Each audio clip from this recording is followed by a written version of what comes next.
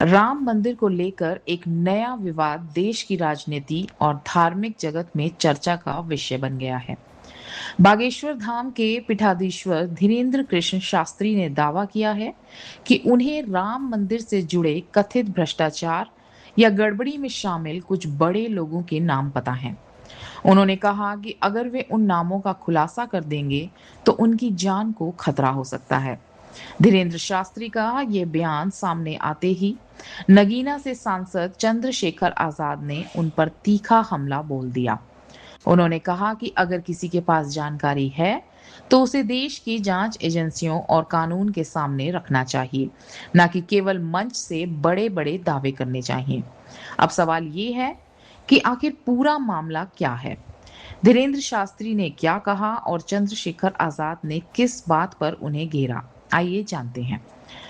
दरअसल धीरेन्द्र शास्त्री ने ये कहा था, एक सार्वजनिक कार्यक्रम के दौरान धीरेन्द्र कृष्ण शास्त्री ने कहा कि राम मंदिर मामले में अभी केवल छोटी मछलियां पकड़ी गई हैं। उन्होंने दावा किया था कि उन्हें बड़े लोगों के नाम भी पता हैं जो कथित गड़बड़ी में शामिल हैं।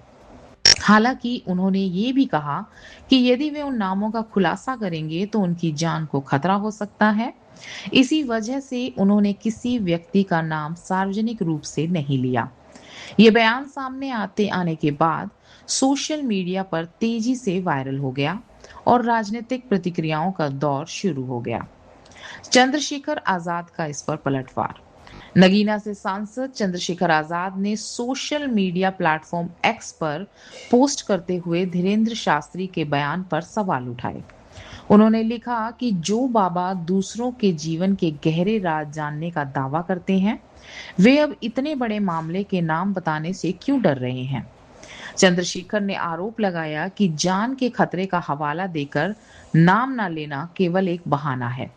उन्होंने आगे कहा कि अगर किसी के पास किसी कथित भ्रष्टाचार से जुड़ी जानकारी है तो उसे कानून और जांच एजेंसियों के सामने पेश करना चाहिए।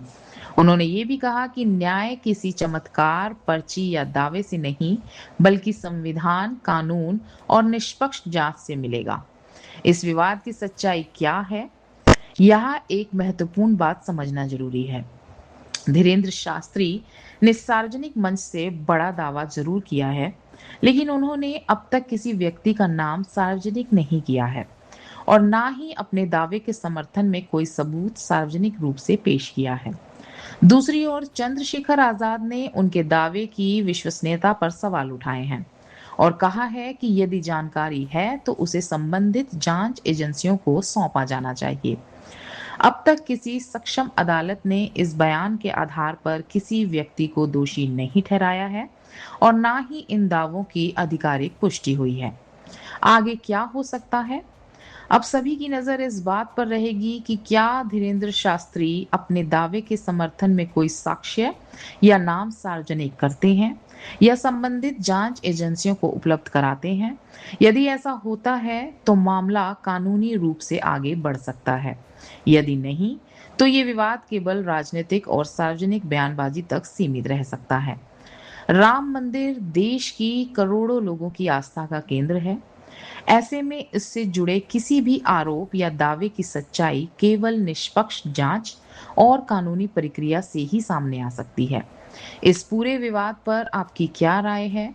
क्या ऐसे गंभीर दावों के साथ सबूत भी सार्वजनिक होने चाहिए या पहले जांच एजेंसियों को सौंपे जाने चाहिए? अपनी राय कमेंट में जरूर बताइए। अगर आपको ये रिपोर्ट तथ्यपूर्ण लगी हो तो वीडियो को लाइक करें, शेयर करें और चैनल को सब्सक्राइब करना ना भूलें। धन्यवाद।